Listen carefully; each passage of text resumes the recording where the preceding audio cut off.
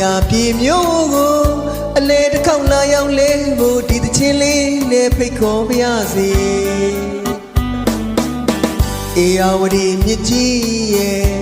နဝရီတရားကြီးရဲ့ရွှေဘုံသာဖရာကြီးရဲ့လွမ်းမိုးစရာရှုခင်းများနဲ့တကိုးကြီးထင်ရှားတဲ့ရွှေစံတော်ဖရာဖူးမြော်ကြမယ်ဒေတာအစားအစာဆုံးလင်းလာတယ်ဖရာတွေစုံအောင်ဖို့ပြေမျိုးကိုလာလေလေပါကွယ်